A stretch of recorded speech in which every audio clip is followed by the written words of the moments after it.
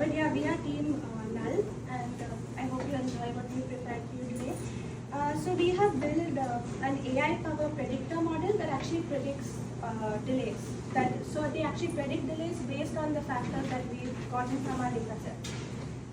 So we have made a model which is pretty accurate because it studied a lot of points from the data set. So the first data set that we were given, the permit data set, had 25,000 plus permits including data.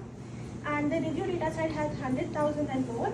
So because of all of these, the wide amount of data we have a good accurate model for the same. So I've already filled in some details for you to show you a demo of how this works. So the user, which is the person who wants the construction permit, actually fills in the details about their the place.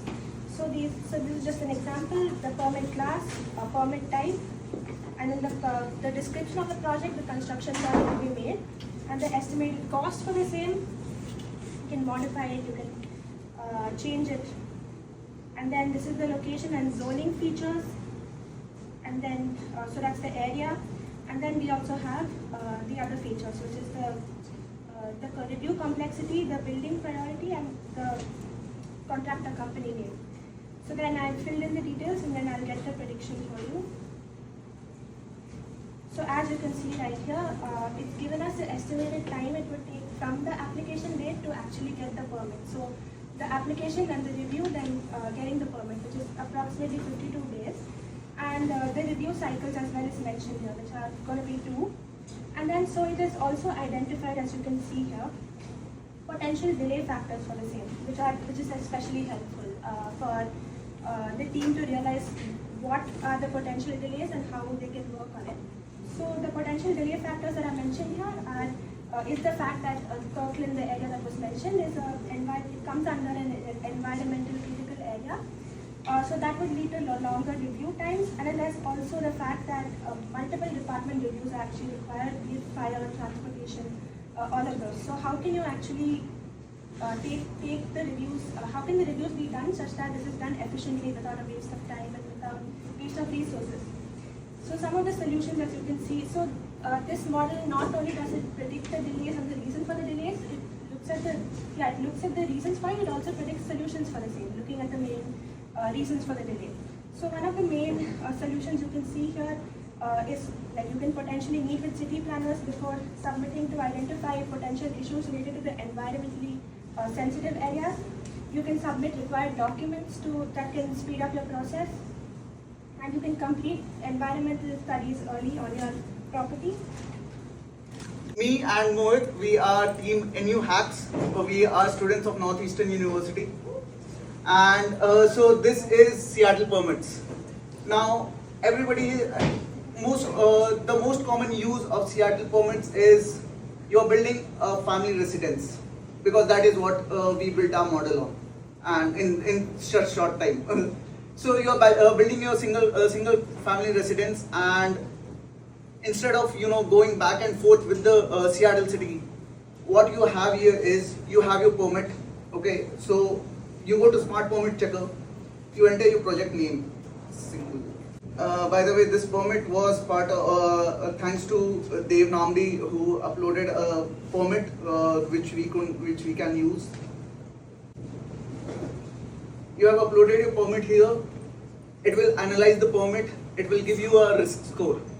Now, for common person, this risk score is a whole lot of gibberish. To understand this, to make rectifications to it, you need to pay either a consultant or contractor thousands of dollars, right? But what if you don't have to do any of that? What if you just copy it, you go to your AI support, you paste it, which we have already done.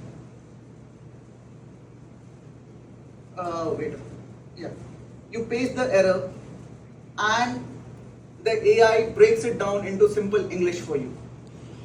You don't have to go to anyone else. You can directly talk to your contractors or your people or the people who are building the property for you, stating that these are the things which I need. Now, another cool part of this dashboard is if you are, let's say, building in If you are building in Capitol Hill, Ballard, Fremont, or these are some of the just some of the famous areas which we have used as example here, you can see what is the average time taken for a permit to be approved, and the top review bottlenecks. Another cool part is how you can filter data and move data for different things, be it for building, be it for electrical, and or be it for another thing.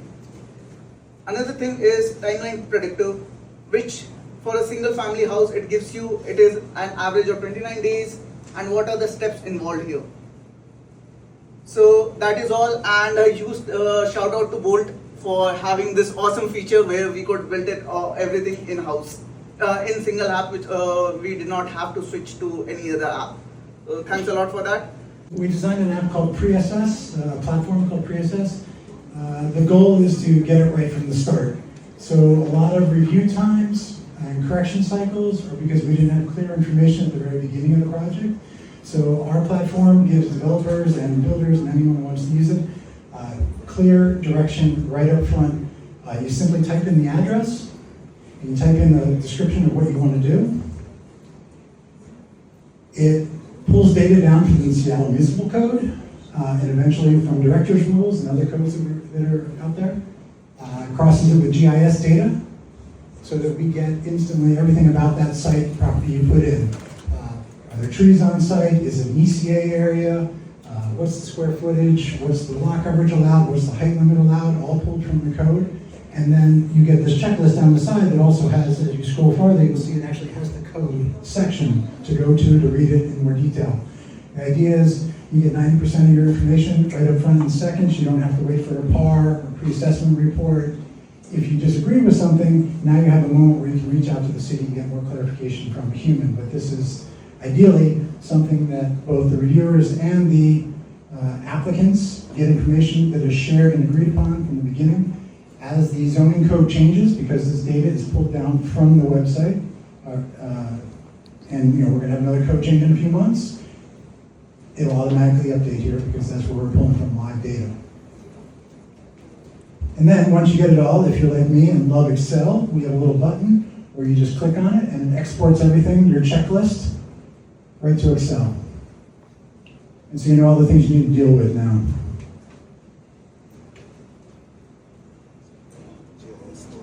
Yeah, this is the GIS maps that we pull the information from. There's the King County Parcel Bureau as well as the Seattle Parcel Data.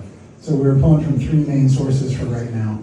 The SMC code, the parcel data, and the King County data. And ideally, we'd want to, in the version 2 of this, I'll forget another 30 minutes, we would pull from other departments. We'd get Seattle City Light input and their director's rules and any regulations from Seattle City Light, SPU, SDOT. But for right now, like the street use manual, we pull that data in. But for right now, we're just focused on Chapter 23 and Chapter 25 of the SMC. Thank you.